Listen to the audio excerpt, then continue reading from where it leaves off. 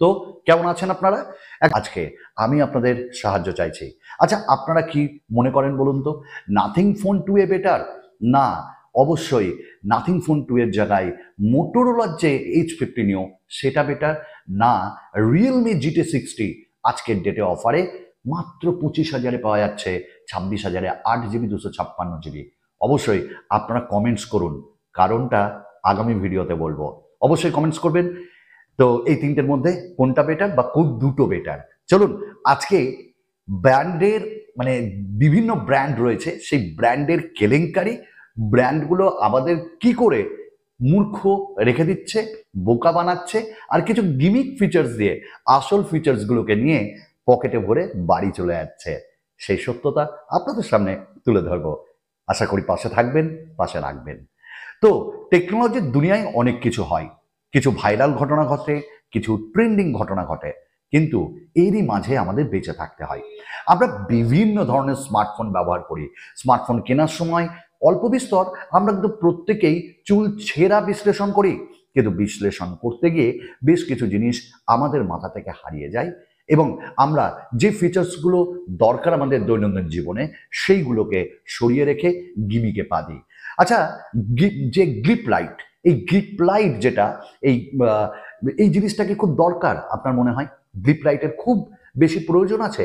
তার জায়গায় যদি আমরা ভালো একটা চার্জার বক্সে পেতাম নাথিং সিরিজে, তাহলে কেমন হতো আপনার মনে হয় না? একটা কেস যদি পেছনে পেতাম ভালো হতো না? আচ্ছা, যদি আমরা সেখানে সামনে যে 4K ভিডিও সেটা পেতাম ভালো হতো না? এইগুলো ব্র্যান্ড মিস করছে। আমি তো শুধু একটা ব্র্যান্ডের কথা বললাম। আজকের ডেটে প্রায় সকল ব্র্যান্ড এত হিজি বিজি ফিচার্স দিয়ে ভরিয়ে দিচ্ছে, দাম বাড়াচ্ছে, কিন্তু ফ্রন্টে যে 4K ভিডিও রেকর্ডিং থাকা উচিত অ্যাটলিস্ট 30 FPS সেটাই ভুলে যাচ্ছে।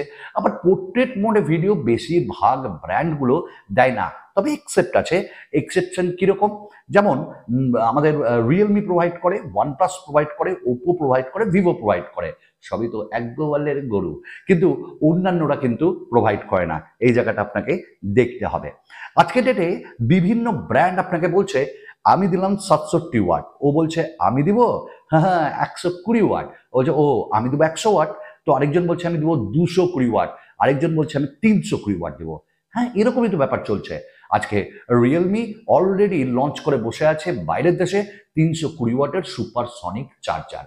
আচ্ছা বলুন তো, আমাদের ডে টু ডে ইউসেজে 320 ওয়াট কি দরকার? এতই আমরা ব্যস্ত যে ভাই আধ ঘন্টা ফোনে চার্জে বসাতে পারবো না? না না, এতটা ব্যস্ত কেউ হয়নি। মুকেশ আম্বানি বলুন বা রতন টাটাই বলুন, এবার এদের মতন তো ব্যস্ততা আমাদের নেই। তো মোটামুটি সময় আছে তো।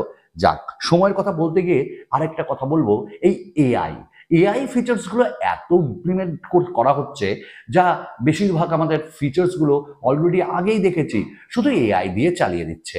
এআই ওয়ালপেপার জেনারেটর বা এআই ইরেজার বা এআই এর মাধ্যমে এডিট, এই জিনিসগুলো তো অবশ্যই দরকার আজকের ডেটে, কিন্তু কোথাও না কোথাও মনে হচ্ছে না এগুলো দিতে গিয়ে ব্র্যান্ড যেন UFS 2.2তেই আটকে আছে, UMCPতেই আটকে আছে।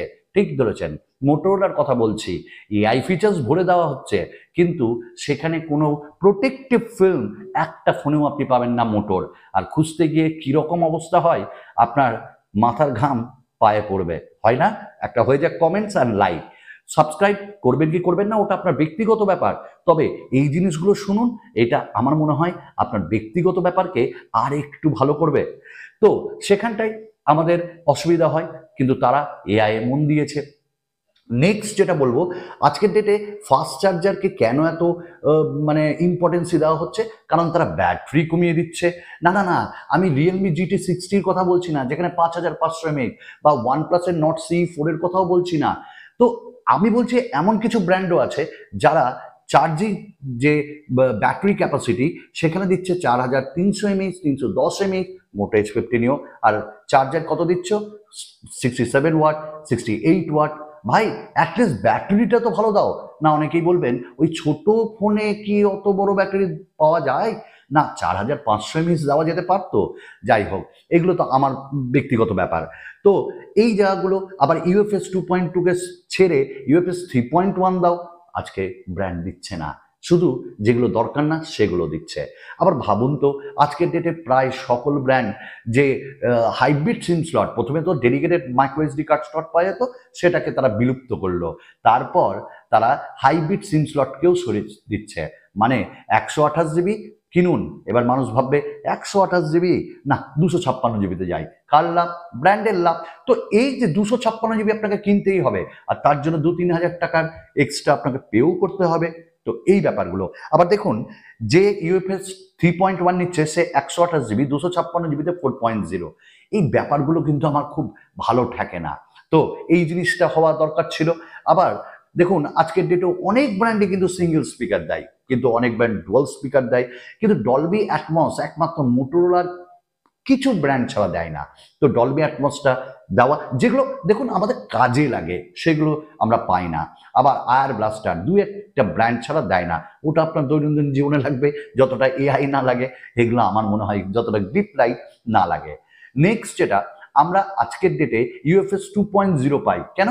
3.0 দিলে যে পোর্ট সেটা আরেকটু ফাস্ট হতো না? তো ব্র্যান্ড তো শুনবে না, ওই সব দেবে না, যেগুলো অকাজের কাজ, কুকাজের কাজ, সেগুলোই দেবে। আবার দেখুন তো, 3.5mm জ্যাক আজকের ডেটে সকল ব্র্যান্ড আর দিতেই চাইছে না, শুধুমাত্র কয়েকটি ছাড়া, আর বাজেট স্মার্টফোনে আসে। তো এই জিনিসগুলো কি আপনার মনে হয় না যে সত্যি দরকার? চলুন ক্যামেরাতে চলে আসি। ক্যামেরাতে আজকের ডেটে 50 মেগাপিক্সেল মানে কমন হয়ে গেছে, এবং তার সঙ্গে 8 মেগাপিক্সেলের আল্ট্রাওয়াইড কমন হয়ে গেছে। কেন? মোটোকে দেখে শেখো, 13 মেগাপিক্সেলের আল্ট্রাওয়াইড তারা দেয়। ইভেন 22-23 হাজারে অফার দিয়ে আমরা 10 মেগাপিক্সেলের টেলিফোটো লেন্সও পাই। কেন এটা দেওয়া যেতে পারে না? এগুলো দেওয়া যেতে পারে, কিন্তু ব্র্যান্ড দিবে না। তাহলে আপনি আর স্মার্টফোন কিনবেন কেন? এবং 4K ভিডিও নিয়ে তো কথা আমি বললামই। আবার দেখুন তো, আজকের ডেটে আপনি যখনই কোনো একটা স্মার্টফোন কিনছেন, তখন একটা চরম সমস্যার সম্মুখীন আপনি হবেন। কীরকম? আপনি ফোন কিনেছেন, ফোন কিনে সার্ভিস, আফটার সেল সার্ভিস অনেক ব্র্যান্ডের ভালো না। কেন? সেখানে খরচ করা যেতে পারে না টাকাটা, যে যাতে মাদারবোর্ডে কোনো ইস্যু না হয়, যাতে গ্রিন লাইন ইস্যু না হয়। আর যদি তর্কের খাতিরে ধরলাম যে হলোই, তাহলে সে ভালো সার্ভিস পাবে। এই জিনিসগুলো আপনি দেখবেন বন্ধু। আবার আরও একটা কথা আপনাদের সঙ্গে শেয়ার করি, আজকের ডেটে ক্যামেরাতে বেশি ইনভেস্ট করে না ব্র্যান্ডগুলো, কি জানি, আমার জানা নেই। আবার নেক্সট যদি আমি এখানে চলে আসি, তাহলে ব্লোটওয়্যারস আজকের ডেটেও রিয়েলমি ব্লোটওয়্যার দেয়। আজকের ডেটেও আমাদের যে অন্যান্য ব্র্যান্ডগুলো তারা ব্লোটওয়্যার দেয়। মোটোরোলা ইভেন বাজেট ফোনে ব্লোটওয়্যার দিচ্ছে, যেমন G85। তো এই ব্লোটওয়্যার না দিয়ে একদম ক্লিয়ার এক্সপিরিয়েন্স দেওয়াটা আমার মনে হয় ভালো। তো এই কয়েকটা জিনিস আমাকে ভাবিয়েছে এবং আপনাকেও ভাবাবে আশা করি। এবং আজকের ডেটে 8 মেগাপিক্সেল আল্ট্রাওয়াইড দিয়ে ছেড়ে দিচ্ছে ব্র্যান্ডগুলো, দুটো ক্যামেরা দিয়ে ছেড়ে দিচ্ছে, ঠিক আছে, কিন্তু অ্যাটলিস্ট টেলিফোটো বা 13 মেগাপিক্সেলের আল্ট্রাওয়াইড দেওয়াটা দরকার। প্রসেসরে যদি আমি যাই, কেউ দিচ্ছে প্রসেসরে অ্যাক্সিলারেশন এডিশন, কেউ দিচ্ছে প্রো এডিশন। আরে ঘুরিয়ে ফিরিয়ে সব একই। কেন 7 Gen 3, 7+ Gen 3 মতন প্রসেসর দেওয়া যায় না? কেন যে পোকো যদি আমাদের 8 Gen 3, 8s Gen 3 দিতে পারে, হ্যাঁ ওখানেও কিছু কম্প্রোমাইজ আছে, আরে অ্যাটলিস্ট ট্রাই তো করছে। তাহলে ভালো একটা প্রসেসর দেওয়া উচিত। বেশিরভাগ ফোন আর মানে ব্র্যান্ডগুলো আজকে মিডিয়াটেক ডায়মেনসিটি 7300, 7200 এই সব দিয়েই চালিয়ে দিচ্ছে। আখেরে লস আমাদের। কারণ ইউটিউবে ভিডিও দেখে নিলাম, ডে টু ডে ইউসেজে কোনো অসুবিধা নেই, গেমিংয়ে ঠিকঠাক 55 FPS পাচ্ছি, কখনো কখনো 50 FPS, তবে অ্যানিমেশন খুব সুন্দর। জিনিসগুলো ভাববেন বন্ধু। আমি তো শুধু আপনাদের পথ দেখাবো, কাজ কাকে করতে হবে? আপনাকে করতে হবে, ডিসিশন আপনাকে নিতে হবে। চলুন আরও এরকম এক্সাইটিং ভিডিও নিয়ে আপনাদের সঙ্গে দেখা করবো ইন ফিউচার। তাহলে আসি, বাই।